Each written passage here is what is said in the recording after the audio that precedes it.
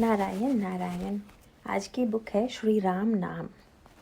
श्री रामचरितमानस एक ऐसा समन्वयात्मक ग्रंथ है जिसमें साधना पक्ष में या किसी मान्यता में आग्रह की वृत्ति नहीं है। प्रायः दो प्रकार की परंपराएं प्रचलित हैं। एक परंपरा तो वह है जिसमें किसी विशेष मत के लिए आग्रह है और अन्य मान्यताओं का खंडन है, या किसी एक साधन को स्वीकार किया जाता है और अन्य साधनों को अस्वीकार कर दिया जाता है, उनका निराकरण किया जाता है। पर दूसरी विशिष्ट परंपरा में जहाँ तक गोस्वामी जी का संबंध है, श्री रामचरितमानस में और विनय पत्रिका में उन्होंने यह बार बार घोषित किया है कि वस्तुतः इस विवाद में पड़ने की कोई आवश्यकता नहीं है कि कौन सी मान्यता सत्य है या सर्वश्रेष्ठ है। इसके स्थान पर यदि हम यह निर्णय करें कि हमारे लिए कौन सी पद्धति उत्तम है, तो यह अधिक उपयुक्त होगा। यदि आप किसी औषधालय में जाकर पूछें कि आपके पास जितनी दवाएं हैं उनमें सर्वश्रेष्ठ दवा कौन सी है, तो वैद्य इसका यही उत्तर देगा कि यहाँ तो सभी दवाएं श्रेष्ठ हैं। आप यह बताइए कि आपको कौन सा रोग है और कौन सी दवा आपको चाहिए। हम इस सत्य को समझ लें कि प्रत्येक व्यक्ति के अंतःकरण में भिन्नता है, संस्कार में भी भिन्नता है और रोग में भी भिन्नता है। इसलिए प्रत्येक व्यक्ति के लिए न तो एक ही प्रकार की साधना उपयोगी हो सकती है और न तो इस पर आग्रह किया जा सकता है। गोस्वामी जी के समक्ष विनय पत्रिका में यह प्रश्न था कि आपकी दृष्टि में क्या ठीक है। तो गोस्वामी जी ने सूत्र देते हुए कहा कि प्रीति प्रतीति जहाँ जाकी तह ताको काज सरो। व्यक्ति के अंतःकरण में प्रेम और विश्वास जिस साधन पर है, उस व्यक्ति का कल्याण उसी साधन के द्वारा होता है। यही सूत्र मानस में भी है। वे यह स्वीकार करते हैं कि वस्तुतः यह तो अपनी प्रीति और विश्वास की बात है कि हम किस मान्यता के द्वारा स्वयं अपने अंतःकरण की समस्याओं का समाधान ढूंढते हैं। यह जो कर्म, ज्ञान और भक्ति की परंपरा है, उसमें जो सृष्टि की अनगिनत समस्याएं हैं, उनका समाधान करने की चेष्टा इन तीनों के द्वारा की गई। इसे मैं यूँ कहूँगा कि कर्म की परंपरा का अभिप्राय यह है कि हम सृष्टि में कैसे कर्म करें। कर्म करते हुए भी सृष्टि में जो बंधन हैं, जो समस्याएं हैं, उनसे हम कैसे मुक्त हो जाएं। कर्मशास्त्र के द्वारा कर्म करने की वह पद्धति बताई जाती है जिसके द्वारा समाज की, सृष्टि की व्यवस्थाओं का ठीक ठीक पालन होता है, साथ साथ हमारा अंतःकरण विचारों से शून्य हो सके, इस बात पर भी बल दिया जाता है। ज्ञान मार्ग की परंपरा यह है कि यह सृष्टि जब तक बनी रहेगी तब तक इसकी समस्याओं का समाधान कभी होगा ही नहीं। इसीलिए वे कहते हैं कि सृष्टि को ज्ञान बल से मिटा डालो। इसका अर्थ है कि सृष्टि के मिथ्यात्व पर ज्ञान मार्ग का बल है। सृष्टि को सत्य मानने पर ही सारी समस्याएं आती हैं। इसलिए यदि हम सृष्टि को मिटा दें, अर्थात सृष्टि को मिथ्या मान लें, तो इसका परिणाम होगा कि उसके द्वारा उत्पन्न होने वाली समस्याओं से हम मुक्त हो जाएंगे, सृष्टि मुक्त हो जाएंगे। कर्म की परंपरा वाला व्यक्ति सृष्टि में व्यवहार चलाता है और ज्ञानी सृष्टि मिटाता है। भक्त की परंपरा क्या है? भक्त कहते हैं कि यह सृष्टि तो बड़ी दुखदायिनी है। एक नई भाव सृष्टि का निर्माण कर लो और उसमें प्रवेश करने पर सृष्टि के दुख सुख हमें व्याप्त नहीं होते। भक्त नई सृष्टि का निर्माण करता है। यह नई सृष्टि क्या है? जैसे गोस्वामी जी जब श्री राम के चरित्र का वर्णन करते हैं, तो उसका आनंद यह नहीं है कि उन्होंने एक इतिहास का वर्णन किया। उसमें विलक्षणता यह है कि जब वे राम राज्य का वर्णन करते हैं, तो इस दृष्टि से नहीं करते कि हम राम राज्य की याद करें कि आज से लाखों वर्ष पूर्व राम राज्य हुआ था। अगर हुआ था तो उस समय के लोग बड़े सुखी रहे होंगे। उस समय के लोगों की समस्याओं का समाधान हो गया होगा। पर राम राज्य इतना अच्छा था, राम राज्य में इतना सुख था, इतनी शांति थी, इस वर्णन से तो कोई तृप्ति नहीं हो सकती। गोस्वामी जी भौतिक दृष्टि से जिस समय धरती पर थे उस समय अकबर का राज्य था। साधारण दृष्टि से देखें तो गोस्वामी जी अकबर की राज्य की प्रजा हैं, लेकिन गोस्वामी जी ने कभी भूल कर भी अकबर का नाम नहीं लिया, अकबर की चर्चा नहीं की, बल्कि उन्होंने जो बात कही वह बड़े महत्व की है। उनसे कहा गया कि अकबर तो बड़ा गुणग्राही है, संतों का भी सम्मान करता है और उनकी इच्छा है कि आप उनकी राजसत्ता में आएं। तब उन्होंने तुरंत कहा कि अब 2 राजाओं की सभा में एक साथ जाना कैसे होगा। गोस्वामी जी से पूछा गया कि आप किस राजा की सभा में जाते हैं, तो उन्होंने कहा कि हम चाकर रघुवीर के। महाराजाधिराज जो हमारे प्रभु श्री राम हैं, मैं तो उनकी सभा का सदस्य हूँ। तो फिर अकबर की सभा में नहीं जा सकते क्या? तो कहा कि हमारी समस्या यह है कि हम चाकर रघुवीर के पटो लिखो दरबार। हमने पट्टा भी लिखा दिया है कि इस सभा को छोड़कर अन्य कहीं जाऊंगा ही नहीं। हम चाकर रघुवीर के पटो लिखो दरबार, तुलसी अब का होहिंगे नर के मन सबदार। इसका अर्थ क्या हुआ? गोस्वामी जी अगर यह मानते होते कि इस समय अकबर राजा है और श्री राम नहीं हैं, तो व्यवहार में यह स्वीकार कर लेते कि चलो भाई, इस समय का जो राजा है वह अकबर है, पर वे कहते हैं कि हमारे प्रभु तो साक्षात ईश्वर हैं। अन्य राजाओं का राज्य तो कभी रहता है और बाद में कभी न कभी समाप्त हो जाता है, पर हमारे प्रभु का जो राज्य है वह तो कभी भी समाप्त होने वाला नहीं है। इस सृष्टि में चाहे जो भी राजा हो, पर गोस्वामी जी को तो सर्वत्र और सर्वदा श्री राम का ही राज्य दिखाई देता है, इसीलिए वे अपने आप को उस सभा का सदस्य मानते हैं। इसका अर्थ यह हुआ कि स्थूल सृष्टि में तो अकबर का ही राज्य था, पर गोस्वामी जी का जो भाव राज्य है, जो भाव सृष्टि है, उसमें अकबर का प्रवेश नहीं है।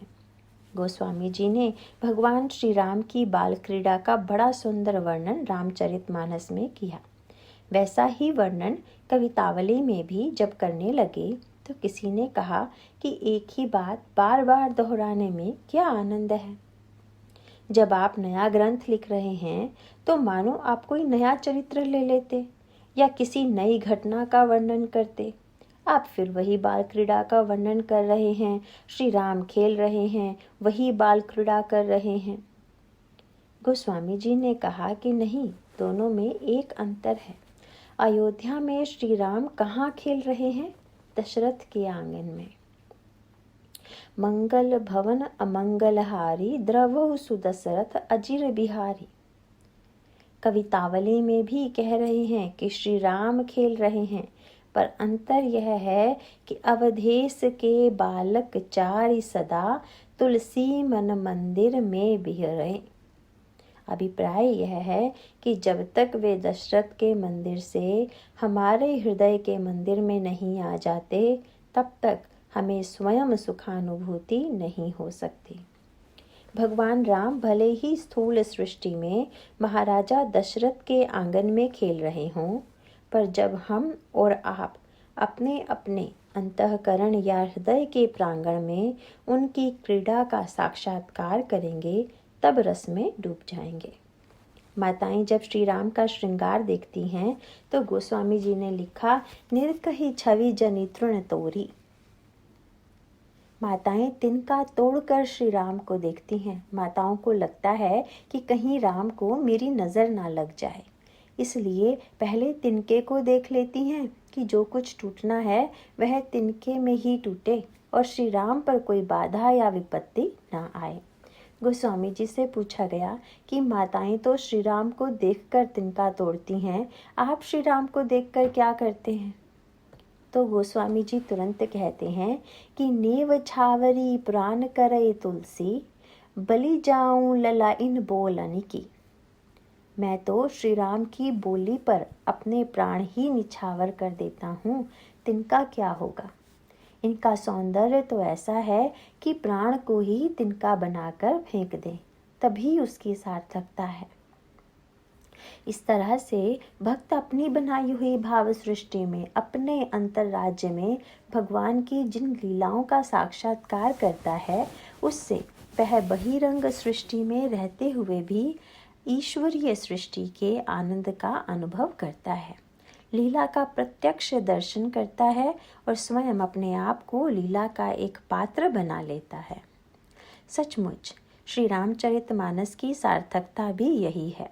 यह प्रश्न करने से कैसे काम बनेगा कि श्री रामचरितमानस के पात्रों में कौन सा पात्र श्रेष्ठ है।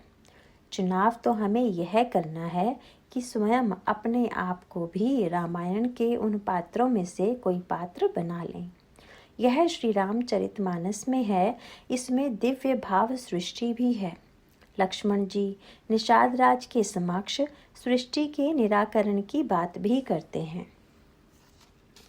मोह निसा सब सो बनिहारा, देखिए सपन अनेक प्रकारा।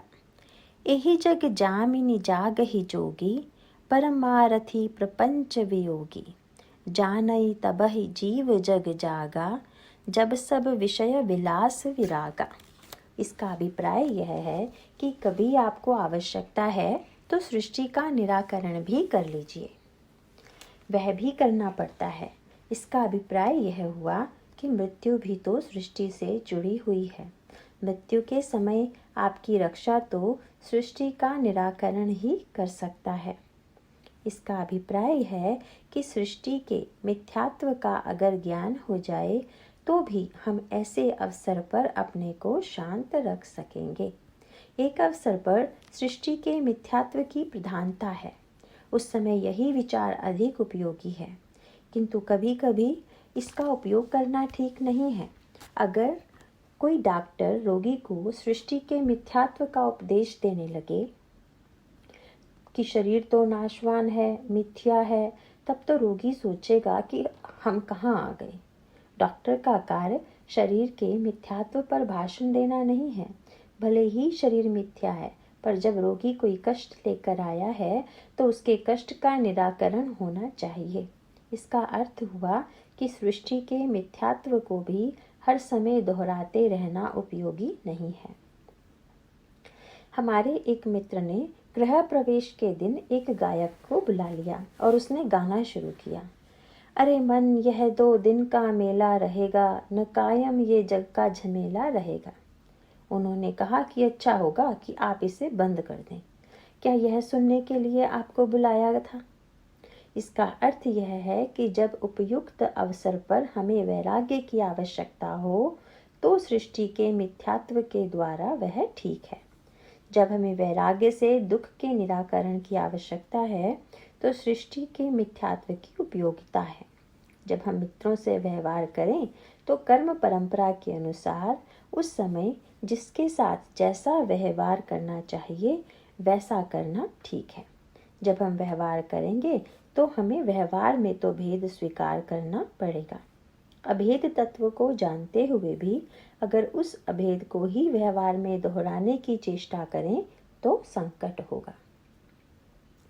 दिन भर कर्म करते हुए भी अंत में अगर आप किसी ऐसे कक्ष में जाना चाहते हैं जहां आप सुख की नींद सो सकें, तब आप रात में सुख की नींद सोते हैं, तो इससे एक प्रकार की सृष्टि का निराकरण तो है। चिंतन छोड़कर सोते हैं तभी तो शरीर को विश्राम मिलता है। इसी प्रकार से मन अगर कभी बहुत थका हुआ हो तो भगवत राज्य में, भाव राज्य में प्रवेश पालें, तो उससे जिस आनंद और विश्राम की अनुभूति होती है वह अन्यत्र नहीं हो सकती। गोस्वामी जी ने किसी मत पर बल नहीं दिया। इसमें उनका अभिप्राय यह था कि सच्चे अर्थों में हमारे जीवन के जो विभिन्न पक्ष हैं उनको देखते हुए यह कहना कि बस यही ठीक है और कुछ ठीक नहीं है, यह केवल आग्रह का उद्रेक है। जीवन की व्यापकता को देखकर वस्तुतः यह उपयोगी नहीं है। श्री रामचरितमानस आग्रह का ग्रंथ नहीं है, पर आग्रह न होते हुए भी आग्रह स्वीकार करना पड़ता है। इसका अभिप्राय यह है कि बुद्धि में अनाग्रह हो, यह तो विवेक का फल है ही। बुद्धे फलम अनाग्रह, पर बुद्धि में अनाग्रह होते हुए भी जब हम अपने लिए साधन का चुनाव करने बैठेंगे तो यह जान भी लें कि सारे साधन ठीक हैं। भिन्न भिन्न आचार्यों ने जो कुछ कहा सब ठीक है, सब सत्य है, झूठ को ना ही। जिसने कहा है बिल्कुल ठीक कहा है, झूठ किसी ने कहा ही नहीं। परंतु हम अपने लिए तो किसी न किसी एक साधन का निश्चय करेंगे। रोग है तो किसी औषध का निर्णय करेंगे, जाना है तो एक मार्ग का निर्णय करेंगे, किसी न किसी प्रकार की पद्धति को स्वीकार करेंगे। गोस्वामी जी ने भक्ति का, वैराग्य का, ज्ञान का एवं कर्म का निरूपण किया, पर वे एक बात जोड़ देते हैं कि प्रीति प्रतीति जहाँ जाकी तह ताको काज सरो, मेरे तो माय बाप दो वाखर हो शिशु अरनी अरो, मोही तो सावन के अंदही जो सूझत रंग हरो। श्रावण के महीनों में चारों ओर हरी हरी घास थी। सावन में जो अंधा हो गया हो उसे सब कुछ हरा ही हरा दिखाई देता है। उन्होंने कहा कि सभी मार्ग सत्य हैं, सभी मान्यताएं ठीक हैं, सभी की उपयोगिता है। साधारण दृष्टि से देखें तो उनमें परस्पर विरोध भी है, परंतु मुझे अपने कल्याण के लिए जो वस्तु मिली है वह क्या है? बहुमत मुनि बहुपंथ पुराणनी, जहाँ तहाँ झगरो सो, गुरु कहयो राम भजननी को, मोहि लगत राज डगरो सो। गुरुदेव ने हमें राम नाम दे दिया।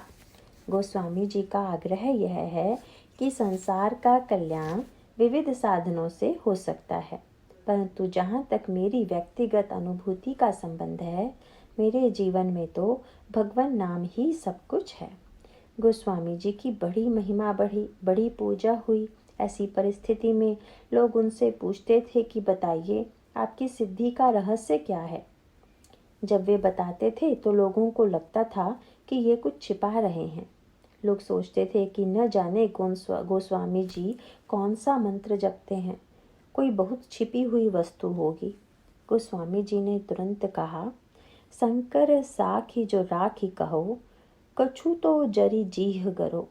मैं शंकर जी की साक्षी देकर, शपथ लेकर यह कहता हूँ कि अपनो भलो राम नाम ही ते तुलसी ही समझी परो। मेरा जो कल्याण हुआ है, मेरे जीवन में जो कुछ है, वह तो सब राम नाम के प्रभाव से ही है। इस तरह से यह कह सकते हैं कि अनेक ग्रंथों में अनेक साधनाओं का वर्णन करते हुए भी स्वयं गोस्वामी जी महाराज व्यक्तिगत रूप से नाम के द्वारा ही परम कल्याण प्राप्त करते हैं, और सचमुच उनका नाम के प्रति पक्षपात है। वस्तुतः निष्पक्षता में भी पक्षपात होता है। गरुड़ जी ने काकभषुंडी जी से पूछा कि ज्ञान नहीं भक्ति ही अंतर केता। इसका उत्तर दिया भुषुंडी जी ने, भक्ति ही ज्ञान नहीं, नहीं कछु भेदा। परंतु बोलने में तो पक्षपात हो ही गया। गरुड़ जी बोले तो पहले ज्ञान और फिर भक्ति। भुषुंडी जी ने पहले भक्ति को रख दिया और फिर ज्ञान को रखा।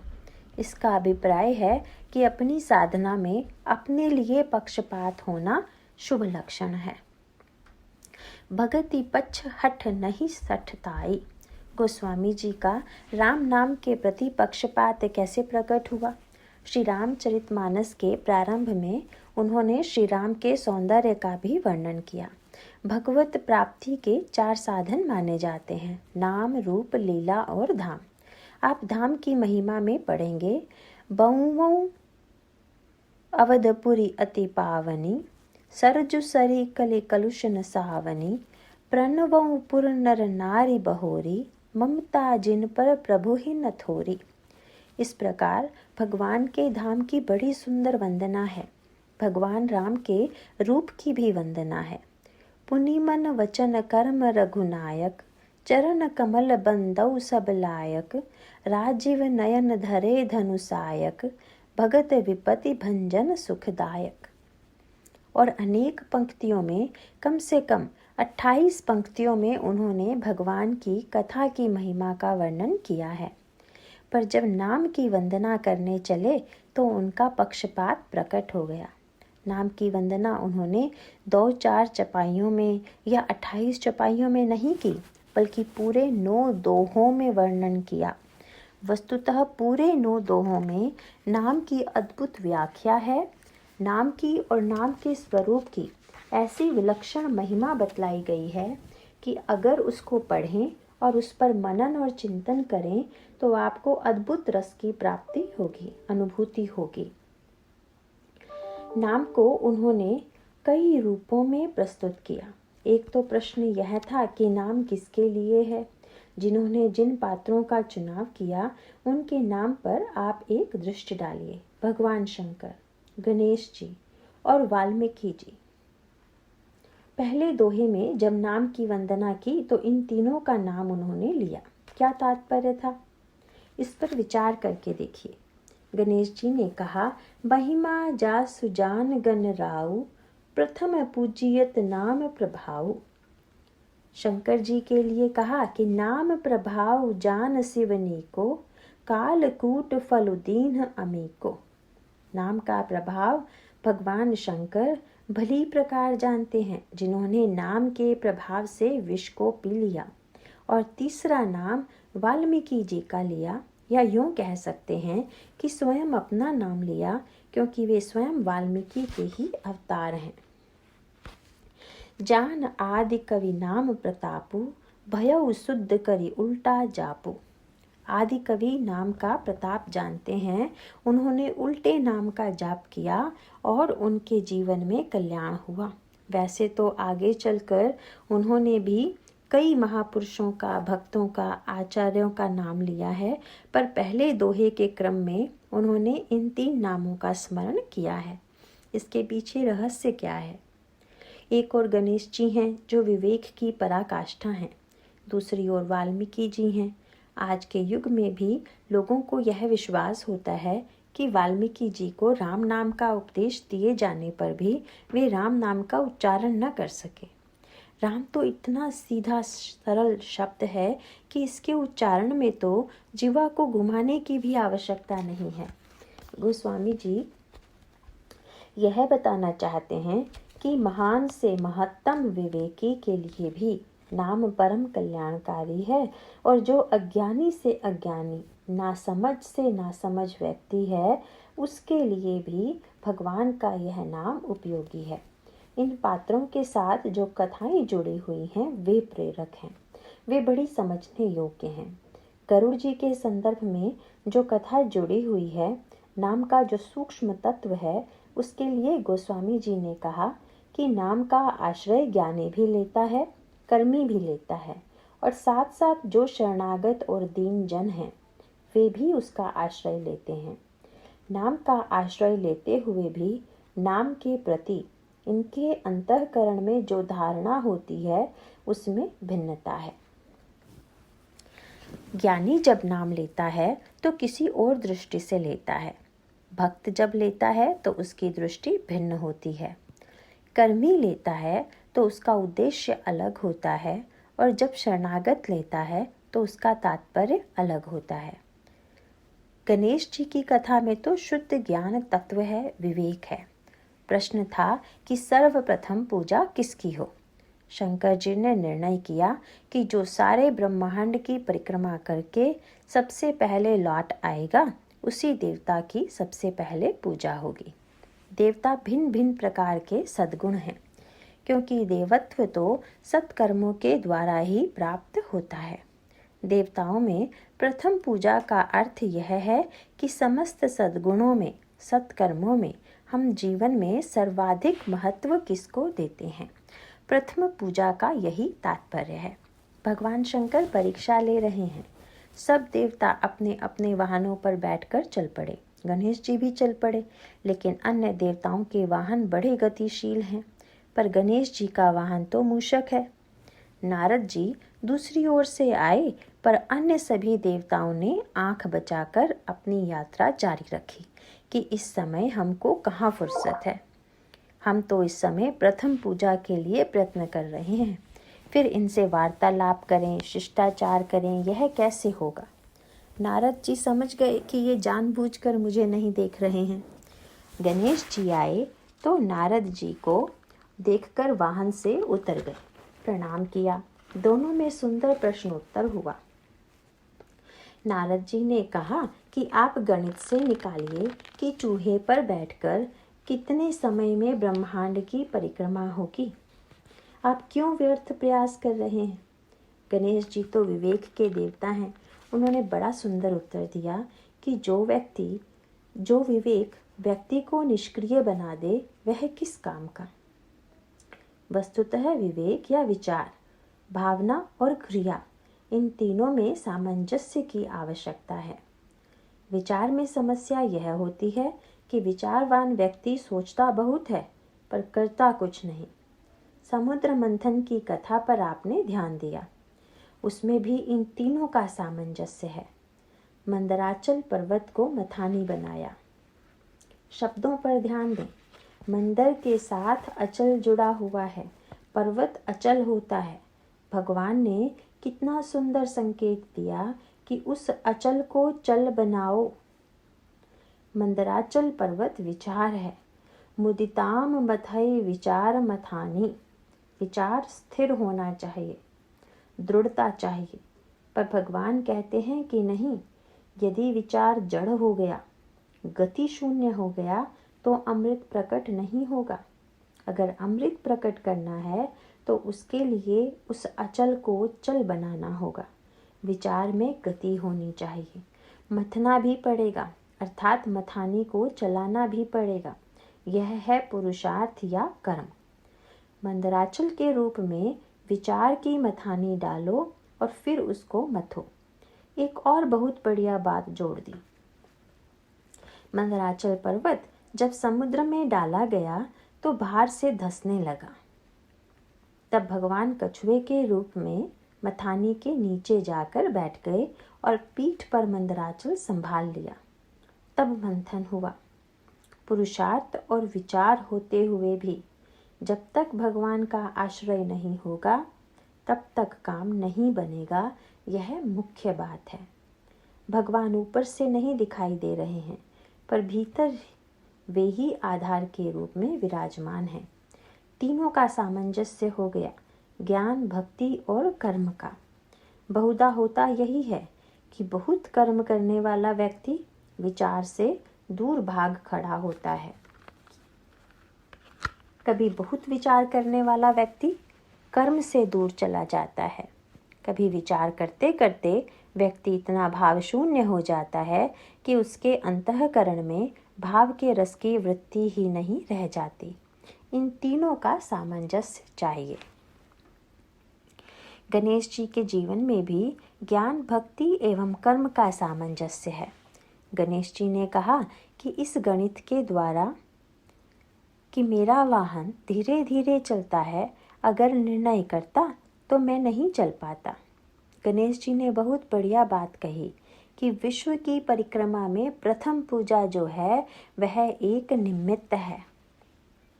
गणेश जी ने कितनी बढ़िया बात कही जो भगवान श्री राम ने वाल्मीकि जी से कही थी कि वनवास से मुझे कष्ट नहीं बल्कि लाभ ही लाभ हुआ। तात वचन पुनि मातु हित, भाई भरत असराव, मो कहूँ दरस तुम्हार प्रभु, सबु मम पुण्य प्रभाव। मैं तो सबसे अधिक लाभ में रहा, क्योंकि यदि वन न आता तो आपका दर्शन कैसे होता। वाल्मीकि जी ने कहा कि आप जैसा व्याख्याकार हो तो उसके लिए दुख की कोई समस्या ही नहीं है। गणेश जी ने भी नारद जी से यही कहा कि महाराज, विश्व की परिक्रमा का फल तो मुझे मिल गया। यात्रा हुई तो आप जैसे संत से मिलन हो गया, दर्शन हो गया। यह क्या कम लाभ है। नारद जी समझ गए कि सचमुच विवेक का फल इनमें है। ये स्थूल हैं, वाहन भी मंथर गति वाला है, इतना होते हुए भी निष्क्रिय नहीं है और संत के प्रति सत्संग की महिमा का बोध है। नारद जी ने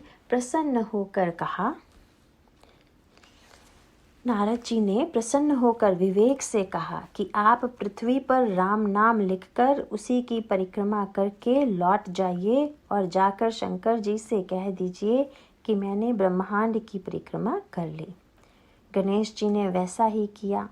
अब आप जरा सोचिए कि यदि यही प्रस्ताव अन्य देवताओं से करते तो वे कहते कि आप हमें हराना चाहते हैं क्या, हम आपकी बात नहीं मानते। गणेश जी तो अक्षर तत्व को पहचान गए और बोले कि वाह, नारद जी ने बहुत बढ़िया बात कही। ब्रह्मांड का जो स्थूल उद्गम है, जहाँ से इस सूक्ष्म से स्थूल का विस्तार होता है, ये तो उस अक्षर तत्व की बात कह रहे हैं। सारी सृष्टि का जिसके द्वारा सृजन हुआ है वह तो भगवान का दिव्य नाम है, वही अक्षर तत्व मूल में विद्यमान है। गुरु ने शिष्यों से कहा कि वट का वृक्ष ले आओ।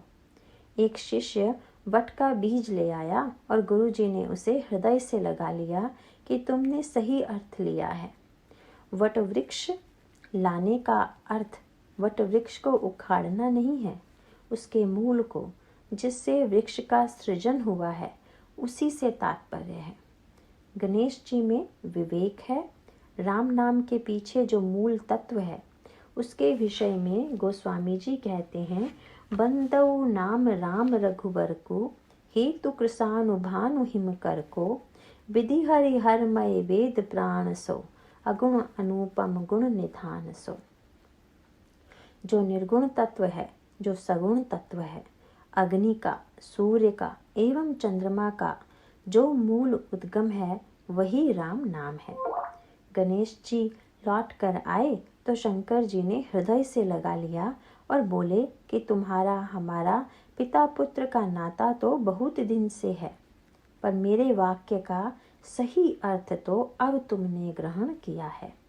इस प्रकार गणेश जी ही प्रथम पूजा के अधिकारी हुए।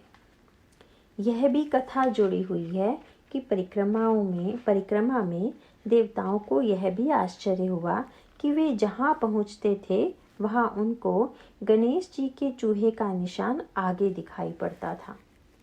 उनको आश्चर्य होता था कि गणेश जी तो सबसे पीछे थे, यह निशान आगे कैसे आ गया। इसका अर्थ यह है कि जब विवेकी नाम का आश्रय लेता है तो निरूपण करता है। निरूपण करना एक विधि है। नाम निरूपण नाम जतनते, सो प्रगटत जिमि मोल रतनते। नाम का निरूपण करना अर्थात यह अक्षर तत्व क्या है, रा और म दिखाई देते हैं स्थूल अक्षर, पर इनका मूल तत्व, मूल रूप क्या है, इस तरह से ज्ञानी जन विचार की प्रधानता से नाम को महत्व देते हैं। गोस्वामी जी ने शंकर जी के साथ एक शब्द जोड़ दिया, नीको। नाम प्रभाव जान शिव नीको।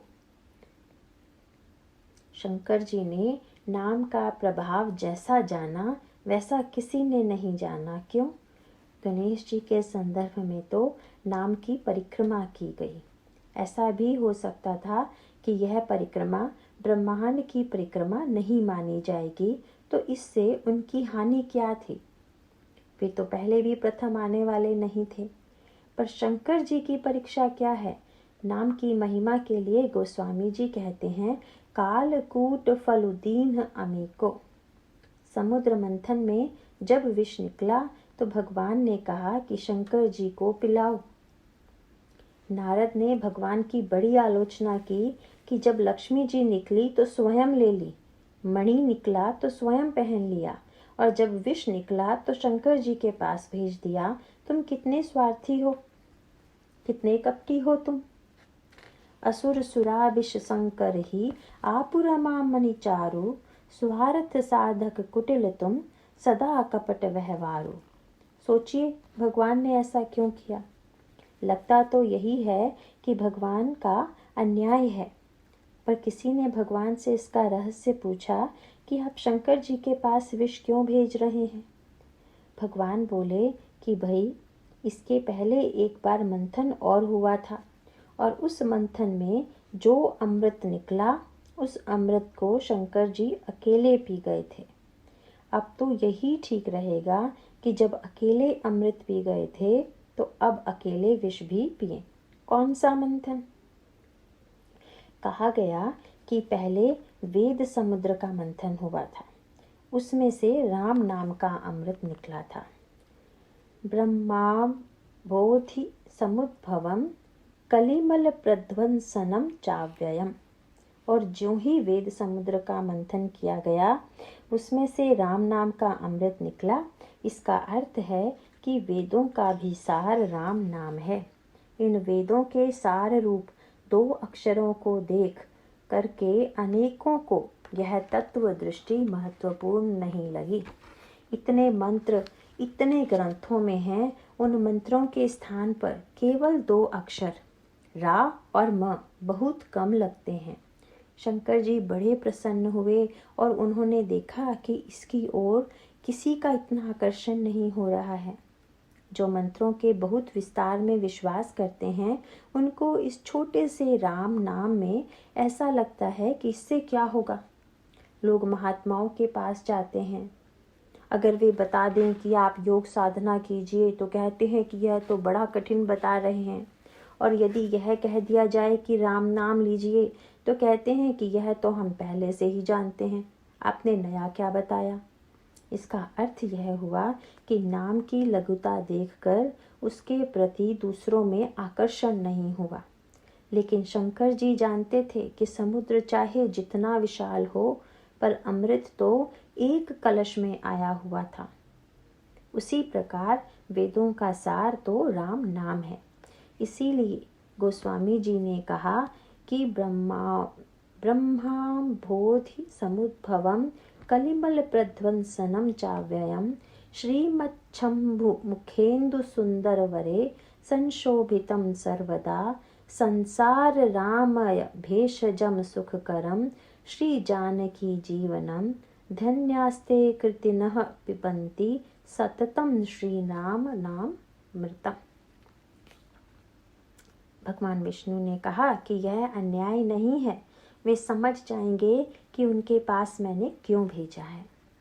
जो ही देवताओं ने कहा कि आप विष पी लीजिए, भगवान शंकर बड़े प्रसन्न हुए और बोले कि आज ही तो राम नाम की महिमा प्रकट होगी, कि राम नाम का अमृत श्रेष्ठ है, कि समुद्र से निकलने वाला विष शक्तिशाली है। परिणाम क्या हुआ? जिस विष के साथ उन्होंने राम नाम को जोड़ दिया तो विष के साथ राम जोड़ने से विश्राम बन गया, और विश्राम से राम नाम निकाल लेने से विष बन जाएगा। इस तरह से उस राम नाम के आश्रय से भगवान शंकर का जो श्रेष्ठतम विश्वास है राम नाम पर, उनकी जो अनन्य आस्था है वह प्रकट हुई। शंकर जी की पद्धति यही है कि अमृत पीकर धन्य हुए तो वह कौन सी धन्यता है। विष पीकर अमृतत्व की प्राप्ति हो, अमृत तत्व की प्राप्ति हो, तब भगवान के नाम की महिमा का प्रताप है। इसीलिए जब भगवान शंकर विवाह के लिए चलने लगे तो सारे गणों को साथ ले लिया। दूसरे देवताओं ने याद दिलाया कि यात्रा के समय शकुन अपशकुन का ध्यान रखना चाहिए। ये सारे अपशकुन आपके गण हैं। को मुख ही विपुल मुख काहू, ये अपशकुन लेकर ही चलेंगे क्या? शंकर जी ने कहा कि वाह, मैं तो सगुन की अपेक्षा असगुन को ही श्रेष्ठ मानता हूँ। क्यों? बोले कि सगुन दिखाई दे तो सगुन का ही आनंद आता है, कि जैसे दही मिल गया, ब्राह्मण मिल गया, अग्नि जल रही है, बड़ा अच्छा सगुन हुआ, अनुकूल मिला। पर जब असगुन हो जाता है तो भगवान का नाम मुख से निकलता है। तो जिसके कारण राम का नाम मुख से आए, जिनकर नाम लेत जग माही, सकल अमंगल मूल नसाही, करतल हो ही पदार्थ चारी, तेईसिय राम कहो कामारी। हमारे प्रभु का नाम हमारे मुख पर है, नाम के रहते हुए भी क्या कोई अमंगल रहेगा? मंगल ही रहेगा। भगवान शंकर विष को भी अमृत बना देते हैं, असगुन को भी सगुन बना देते हैं। वे भगवान शंकर मूर्तिमान विश्वास हैं। भवानी शंकरौ वंदे श्रद्धा विश्वास रूपिणौ, याभ्याम विना न पश्यन्ति सिद्धाः स्वांतः समीश्वरम। गणेश जी विवेक के महान देवता हैं। नाम की महिमा को उन्होंने वस्तुतः जाना, विश्वास तो और ऊंचा है। शंकर जी को नाम की महिमा पर कितना प्रगाढ़ विश्वास है कि जहाँ मृत्यु भी अमृतत्व के रूप में परिणत हो जाती है। यह भगवान शंकर का पक्ष है। तो भाई शंकर जी जैसा विश्वास हो तो नाम लीजिए, गणेश जी जैसा विवेक हो तो भी नाम लीजिए, और अगर शुद्ध वाल्मीकि ही हैं कि नाम ही नहीं लिया जाता तो भी कोई बात नहीं। वाल्मीकि के अंदर बहुत बुराइयां थी, लेकिन जब वे नाम नहीं ले पाए तो उन्हें उल्टा बता दिया गया। उल्टे नाम से कल्याण होगा कि नहीं होगा, इसका अभिप्राय क्या है, इसको दृष्टांत के रूप में देखिए। कबीर ने तो लिखा, माला तो कर में फिरे, जीभ फिरे मुख माही, मनवा तो दस दिसी फिरे, यह तो सुमिरन नाही। और इससे उल्टी बात तुलसीदास जी कहते हैं कि भाई कुभाई अनख अलसाहूं, नाम जपत मंगल दिसि दसहूं। चाहे भाव से जपो, चाहे कुभाव से जपो, चाहे अनख से, चाहे आलस्य से। कबीर भी महान संत और गोस्वामी जी भी महान संत, फिर किसकी बात ठीक है? मैं तो कहता हूँ कि दोनों की बात ठीक है। कबीरदास जी का जो सत्य है वह व्याकरण की पाठशाला का सत्य है। कबीरदास जी का जो सत्य है वह व्याकरण की पाठशाला का सत्य है। आप पढ़ने जाएंगे और शुद्ध बोलेंगे नहीं, शुद्ध लिखेंगे नहीं तो परीक्षा में फेल होंगे ही। पाठशाला में उत्तीर्ण होना है तो शब्द का शुद्ध उच्चारण करना सीखना पड़ेगा, शुद्ध लिखना सीखना पड़ेगा, शब्द की ठीक व्युत्पत्ति सीखनी पड़ेगी। मान लीजिए व्याकरण के पंडित ने पढ़ाया कि मात्र शब्द कैसे बना, मात्र शब्द में कौन सी धातु है, क्या प्रत्यय है, कैसे शुद्ध उच्चारण होता है, कैसे शुद्ध लिखा जाता है, आदि आदि ठीक ठीक ज्ञान हो गया तो परीक्षा में पास हो गए। पर नन्हा बालक मातृ शब्द के बारे में कुछ नहीं जानता, परंतु जब वह माँ को पुकारता है तो माँ तुरंत आ जाती है। कबीरदास जी पाठशाला के विद्यार्थी हैं।